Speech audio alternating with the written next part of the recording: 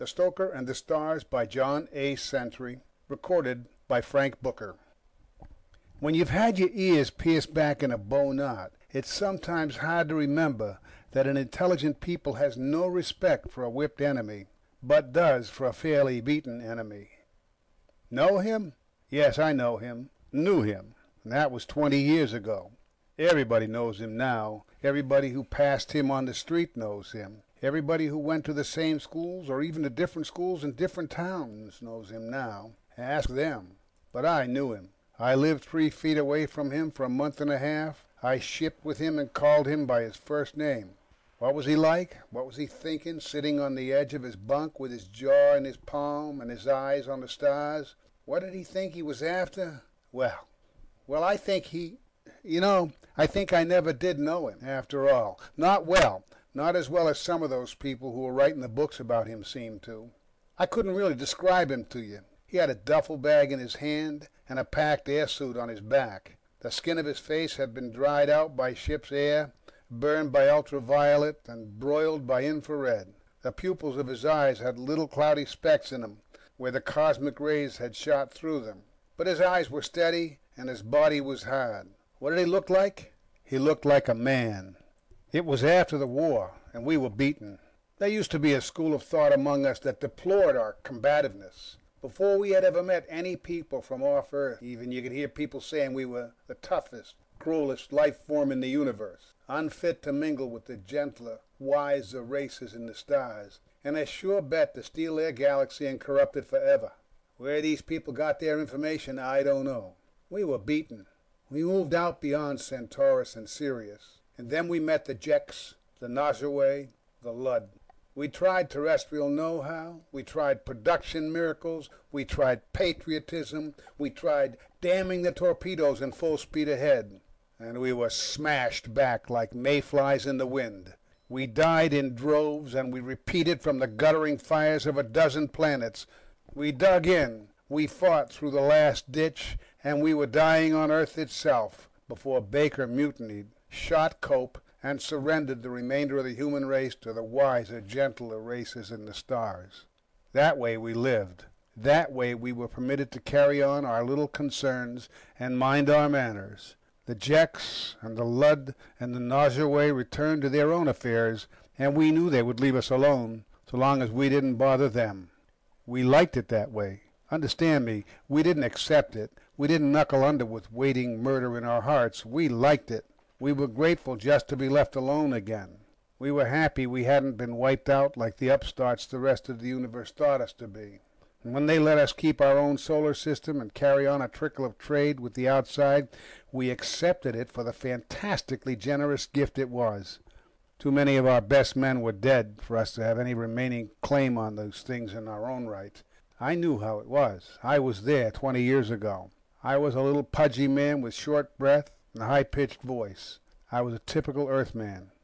We were out on a god-forsaken landing field on Mars, MacReady and I, loading cargo aboard the Serenus. MacReady was first officer, I was second. The stranger came walking up to us. "Got a job?" he asked, looking at MacReady. Mac looked him over. He saw the same things I'd seen. He shook his head. "Not for you. The only thing we're short on is stokers." Now, you wouldn't know. There's no such thing as a stoker anymore, with automatic ships. But the stranger knew what Mac meant. Serenus had what they called an electronic drive. She had to run with an evacuated engine room. The leaking electricity would have broken any stray air down to ozone, which eats metal and rots lungs. So the engine room had the air pumped out of her, and the stokers who tended the dials and set the cathode attitudes had to wear suits, smelling themselves for 12 hours at a time, and standing a good chance of cooking where they sat when the drive arced. Serenus was an ugly old tub. At that, we were the better of the 2 interstellar freighters that the human race had left. "You're bound over for the border, aren't you?" MacReady nodded. "That's right, but I'll stoke." MacReady looked over toward me and frowned. I shrugged my shoulders helplessly. I was a little afraid of the stranger, too. The trouble was the look of him. It was the look you saw in the bars back on Earth, where the veterans of the wars sat and stared down into their glasses, waiting for night to fall so they could go out into the alleys and have drunken fights among themselves. But he had brought that look to Mars, to the landing field, and out here there was something disquieting about it. He caught Mac's look and turned his head to me. "I'll stoke," he repeated. I didn't know what to say. MacReady and I, almost all of the men in the Merchant Marines, hadn't served in the combat arms. We had freighted supplies and we had seen ships dying on the runs. We'd had our own brushes with commerce raiders, and we'd known enough men who joined the combat forces, but very few of them came back. And the war this man had fought hadn't been the same as ours. He'd commanded a fighting ship somewhere and come to grips with things we simply didn't know about. The mark was on him, but not on us. I couldn't meet his eyes. "Okay by me," I mumbled at last. I saw MacReady's mouth turn down at the corners, but he couldn't gainsay the man any more than I could. MacReady wasn't a mumbling man, so he said angrily, "Okay, bucko, you'll stoke. Go and sign on." "Thanks." The stranger walked quietly away. He wrapped a hand around the cable on a cargo hook and rode into the hold on top of some freight. Max spat on the ground and went back to supervising his end of the loading. I was busy with mine, and it wasn't until we got the Serenus loaded and buttoned up that Mac and I even spoke to each other again. Then we talked about the trip, and we didn't talk about the stranger. Daniels III had signed him on and had moved him into the empty bunk above mine. We slept all in a bunch on the Serenus, officers and crew. Even so, we had to sleep in shifts, with the ship's designers giving 90% of her space to cargo and 8% to power and control. That left very little for the people who were crammed in any way they could be. I said empty bunk. What I meant was empty during my sleep shift. That meant he and I'd be sharing work shifts. Me up in the control blister, parked in a soft chair, and him down in the engine room, broiling in a suit for 12 hours. But I ate with him, used the head with him. You can call that rubbing elbows with greatness if you want to. He was a very quiet man, quiet in the way he moved and talked. When we were both climbing into our bunks that first night, I introduced myself and he introduced himself. Then he heaved himself into his bunk, rolled over on his side, fixed his straps and fell asleep. He was always friendly towards me, but he must have been very tired that first night.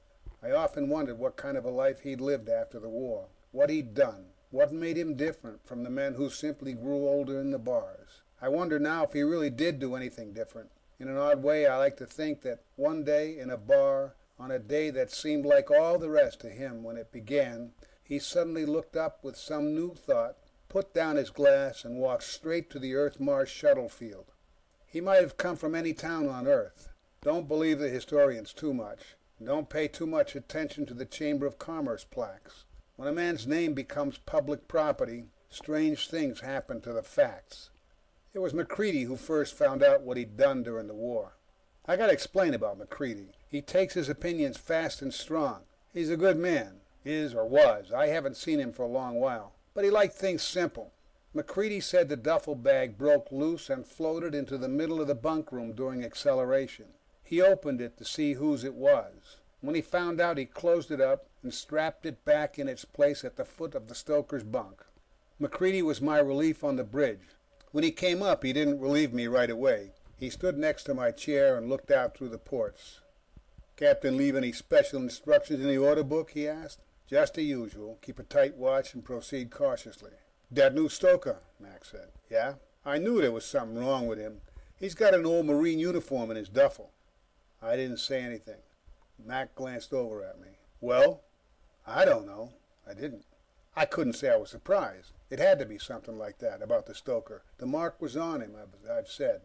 It was the Marines that did the Earth's best dying. It had to be. They were trained to be the best we had, and they believed in their training. They were the ones who slashed back the deepest when the other side hit us. They were the ones who sallied out into the doomed spaces between the stars and took the war to the other side as well as any human force could ever hope to. They were always the last to leave an abandoned position. If Earth had been giving medals to members of her forces in the war, every man in the Corps would have had the Medal of Honor, 2 and 3 times over, posthumously. I don't believe there were 10 of them left alive when Cope was shot. Cope was one of them. They were a kind of human being neither MacReady nor I could hope to understand. "You don't know," Max said. "It's there in his duffel. Damn it, we're going out to trade with his sworn enemies. Why do you suppose he wanted to sign on? Why do you suppose he's so eager to go?" "You think he's going to try and start something?" "Think? That's exactly what he's going to do. One last big alley fight. One last brawl. And when they cut him down, do you suppose they're going to stop with him? They'll kill us, then they'll go in and stomp her flat. You know it as well as I do. I don't know, Mac, I said. Go easy. I could feel the knots in my stomach. I didn't want any trouble, not from the Stoker, not from Mac. None of us wanted trouble, not even Mac, but he'd cause it to get rid of it, if you follow what I mean about his kind of man. Mac hit the viewport with his fist. Easy, easy, nothing's easy. I hate this life, he said in a murderous voice. I don't know why I keep signing on. Mars to Centaurus and back and forth in an old rust tub that's going to blow herself up one of these. Daniels called me on the phone from communication. Turn up your intercom volume, he said. The Stoker's jamming the circuit. I kicked the selector switch over, and this is what I got. So there we were at 1,000,000 per, and the air was getting thick. The skipper says, cheer up, brave boys, we'll... He was singing. He had a terrible voice, but he could carry a tune, and he was hammering out at the top of his lungs. 'Twas the last cruise of the Venus. By God, you should have seen us. The pipes were full of whiskey, and just to make things frisky, the jets were... The crew was chuckling into their chest phones. I could hear Daniels trying to cut him off, but he kept going. I started laughing myself. I mean, no one's supposed to jam an intercom, but it made the crew feel good. And when the crew feels good, the ship runs right. And it had been a long time since they'd be happy. He went on for another 20 minutes, and then his voice thinned out, and I heard him cough a little. Daniels, he said, get a relief down here for me. Jump to it. He said the last part in a master's voice. Daniels didn't ask questions. He sent a man on his way down. He'd been singing, the Stoker had. He'd been singing while he worked with one arm dead, one sleeve ripped open and badly patched because the fabric was slippery with blood. There'd been a flashover in the drivers, and by the time his relief got down there, he had the insulation back on, and the drive was purring along the way it should have been. It hadn't even missed a beat. He went down to sick bay, got the arm wrapped, and would have gone back on shift if Daniels had let him. Those of us who were going off shift found him toying with the theremin in the mess compartment. He didn't know how to play it, and it sounded like a dog howling. Sing, will you? Somebody yelled, and he grinned and went back to the good ship Venus. It wasn't good, but it was loud. From that, we went to Starways, Farways, and Barways, and the Free Fall song. Somebody started I Left Her Behind for You, and that got us off into sentimental things, the way these sessions would sometimes wind up when spacemen were far from home. But not since the war, we all seemed to realize together. We stopped and looked at each other, and we all began drifting out of the mess compartment. Maybe it got to him, too. It may explain something. He and I were the last to leave. We went to the bunk room, and he stopped in the middle of taking off his shirt. He stood there, looking out the porthole, and forgot I was there. I heard him reciting something, softly, under his breath, and I stepped a little closer. This is what it was. The rockets rise against the skies, slowly in sunlight gleaming, with silver hue upon the blue, and the universe waits dreaming. For men must go where the flame winds blow, the gas clouds softly plating, where stars are spun and worlds begun, and men will find them waiting. The song that roars where the rocket soars is the song of the stellar flame, and the dreams of men in galactic span are equal and much the same. What was he thinking of? Make your own choice. I think I came close to knowing him at that moment, but until human beings turn telepath, no man can be sure of another. He shook himself like a dog out of cold water and got into his bunk. I got into mine, and after a while I fell asleep. I don't know what McCready may have told the skipper about the Stoker, or if he tried to tell him anything. The captain was the senior ticket holder in the merchant service, and a good man in his way. He kept mostly to his cabin, and there was nothing McCready could do on his own authority. Nothing simple, that is. And the Stoker had saved the ship, and I think what kept anything from happening between McCready and the Stoker, or anyone else in the Stoker, was that it would have meant trouble in the ship, and trouble confined to our little percentage of the ship's volume could seem like something much more important than the fate of the human race. It may not seem that way to you, but as long as no one began anything, we could all get along. We could have a good trip. McCready worried, I'm sure. I worried sometimes, but nothing happened.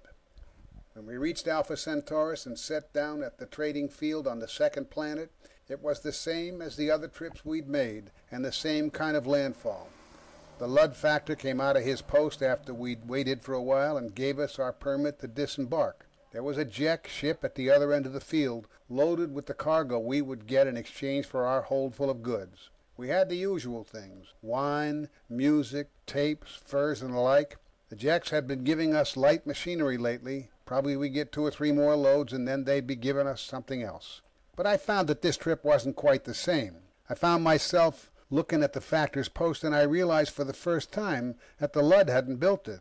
It was a leftover from the old colonial human government. And the city on the horizon, men had built it. A touch of our architecture was on every building. I wondered why it had never occurred to me that this was so. It made the landfall different from all the others, somehow. It gave a new face to the entire planet. Mac and I, and some of the other crewmen, went down to the field to handle the unloading. The Jacks on self-propelled cargo lifts jockeyed among us, scooping up the loads as we unhooked the slings, bringing cases of machinery from their own ship. They sat atop their vehicles, lean and aloof, dashing in, whirling, shooting across the field to their ship and back like wild horsemen on the plains of Earth, paying us no notice. We were almost through when Max suddenly grabbed my arm. "Look!" The Stoker was coming down on one of the cargo slings. He stood upright, his booted feet planted wide, one arm curled up over his head and around the hoist cable. He was in his dusty brown marine uniform, the scarlet collar tabs bright as blood at his throat, his major's insignia glittering on his shoulders, the battle stripes on his sleeves. The Jacks stopped their lifts. They knew that uniform. They sat up in their saddles and watched him come down. When the sling touched the ground, he jumped off quietly and walked towards the nearest Jack. They all followed him with their eyes. "We got to stop him," Max said, and both of us started towards him. His hands were both in plain sight, one holding his duffel bag, which was swelled out with the bulk of his air suit. He wasn't carrying a weapon of any kind. He was walking casually, taking his time. Mac and I had almost reached him when a Jack with insignia on his coverall suddenly jumped down from his lift and came forward to meet him. It was an odd thing to see, the Stoker and the Jack, who did not stand as tall. MacReady and I stepped back. The Jack was coal black, his scales glittering in the cold sunlight, his hatchet face inscrutable. He stopped when the Stoker was a few paces away. The Stoker stopped too. All the Jacks were watching him and paying no attention to anything else. The field might as well have been empty except for these two. "They'll kill him! They'll kill him right now!" MacReady whispered. And they ought to have. If I'd been a Jack, I would have thought that uniform was a death warrant. But the Jack spoke to him. "Are you entitled to wear that?" "I was at this planet in '39. I was closer to your home world the year before that," the Stoker said. "I was captain of a destroyer. If I'd had a cruiser's range, I'd have reached it." He looked at the Jack. "Where were you?" "I was here when you were." "I want to speak to your ship's captain." "All right. I'll drive you over." The Stoker nodded, and they walked over to his vehicle together, and they drove away toward the Jack ship. "All right, let's get back to work," another Jack said to MacReady and myself, and we went back to unloading cargo. The Stoker came back to our ship that night without his duffel bag. He found me and said, "I'm signing off the ship, going with the Jacks." MacReady was with me. He said loudly, "What do you mean you're going with the Jacks?" "I signed on their ship," the Stoker said. "Stoking. They got a micronuclear drive. It's been a while since I worked with one, but I think I'll make out all right, even with the screwball way they got it set up." "Huh?" The Stoker shrugged. "Ships are ships, and physics is physics. No matter where you go, I'll make out." "What kind of deal did you make with them? So what do you think you're up to?" The Stoker shook his head. "No deal. I signed on as a crewman. I'll do a crewman's work for crewman's wages. I thought I'd wander around a while. It ought to be interesting," he said. "On a Jack ship?" "Anybody's ship. When I get to their home world, I'll probably ship out with some people from farther on. Why not? It's honest work." MacReady had no answer to that. "But," I said. "What?" He looked at me as if he couldn't understand what might be bothering me, but I think perhaps he could. "Nothing," I said, and that was that, except MacReady was always as sour a man from that time up to as long as I knew him afterwards. He took off in the morning. The Stoker had already left on the Jack ship, and it turned out he'd trained an apprentice boy to take his place. It was strange how things became different for us little by little after that. It was never anything you could put your finger on, but the Jacks began taking more goods and giving us things we needed when we told them we wanted them. And after a while, Serenus was going a little deeper into Jack territory, and when she wore out, the two replacements let us trade with the Lud too. Then it was the Nosurwey and other people beyond them, and things just got better for us somehow. We heard about our Stoker occasionally. He shipped with the Lud and the Nosurwey and some people beyond them, getting along, going to all kinds of places. Pay no attention to the precise red lines you see on the star maps. Nobody knows exactly what path he wandered from people to people. Nobody could. He just kept signing on with whatever ship was going deeper into the galaxy, going farther and farther. He messed with green shipmates and blue ones, 1 and 2 and 3 heads, tails, 6 legs. After all, ships are ships, and they've all got to have something to push them along. If a man knows his business, why not? A man can live on all kinds of food if he wants to get used to it. And any non-toxic atmosphere will do as long as there's enough oxygen in it. I don't know what he did to make things so much better for us. I don't know if he did anything but stoke their ships and I suppose fix them when they were in trouble. I wonder if he sang dirty songs in that bad voice of his to people who couldn't possibly understand what the songs were about. All I know is for some reason these people slowly began treating us with respect. We changed too, I think. I'm not the same man I was. I think. Not altogether the same. I'm a captain now with master's papers, and you won't find me in any cabin very often. There's a kind of joy in standing on a bridge, looking out at the stars you're moving towards. I wonder if it might have kept my old captain out of that place he died in finally if he'd tried it. So I don't know. The older I get, the less I know. The thing that makes him famous and I think annoys him, I'm fairly sure is only incidental to what he really did, if he did anything, if he meant to. I wish I could be sure of the exact answer he found in the bottom of that last glass at the bar before he worked his passage on Mars and the Serenus and began it all. So I can't say what he ought to be famous for, but I suppose it's enough to know for sure that he was the first living being ever to travel all the way around the galaxy. End of The Stoker and the Stars by John A. Sentry.